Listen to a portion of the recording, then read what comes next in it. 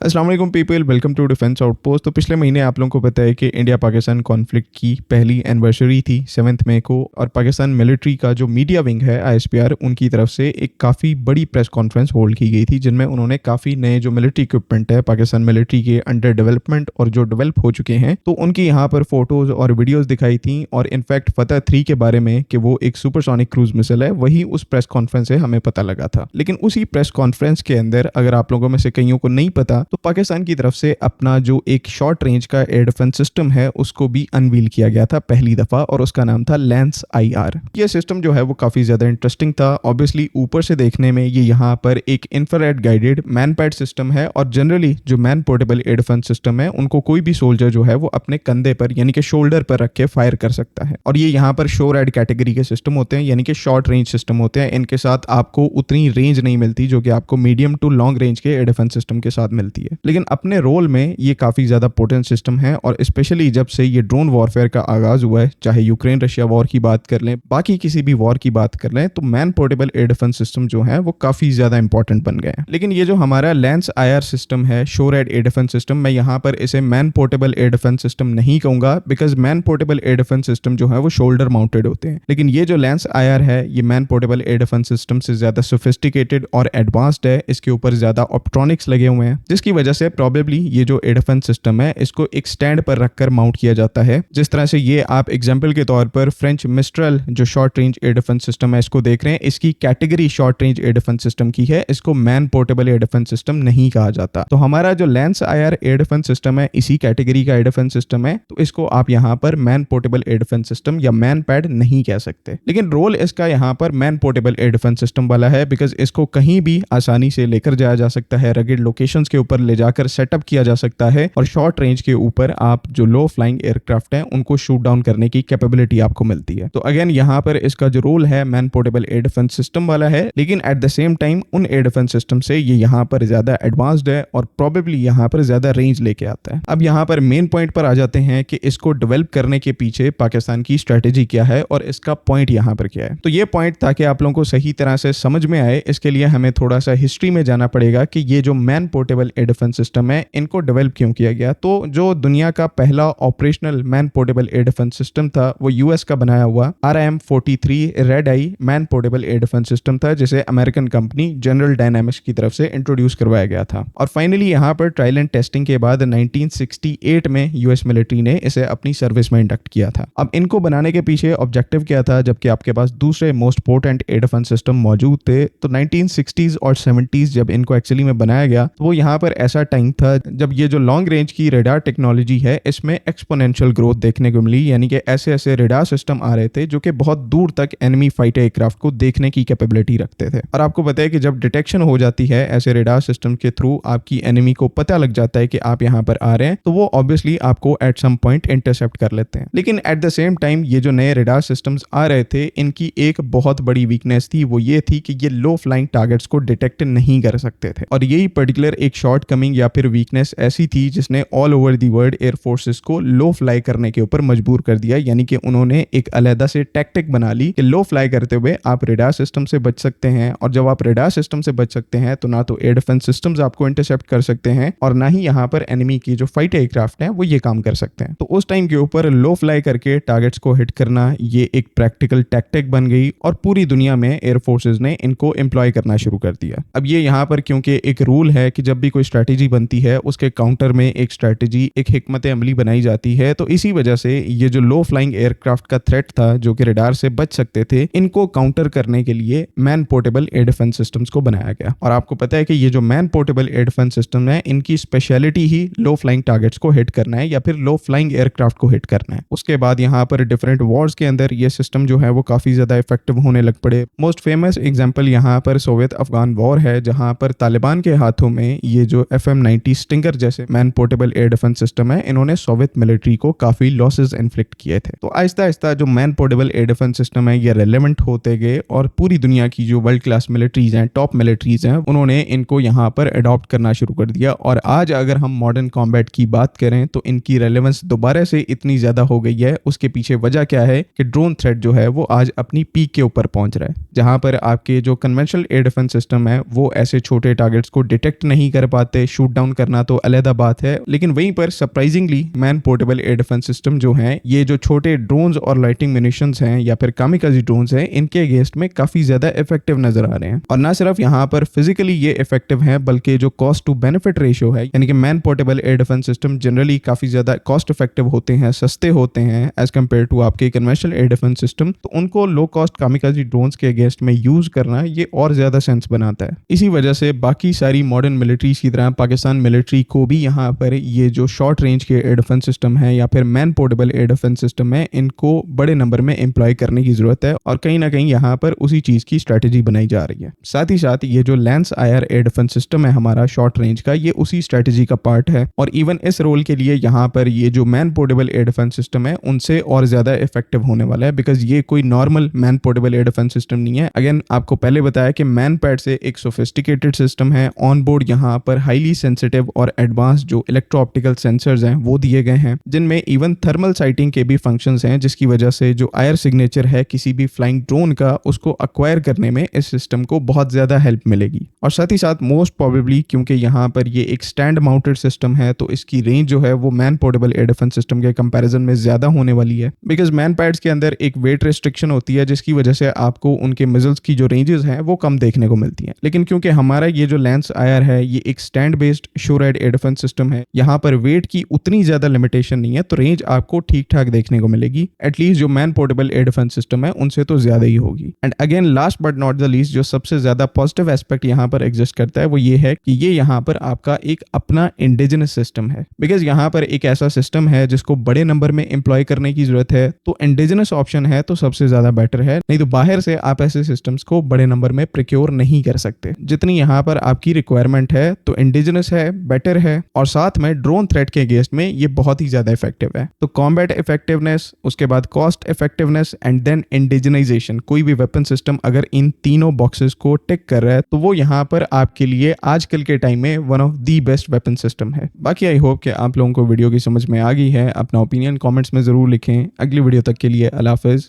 पाकिस्तान जिंदाबाद।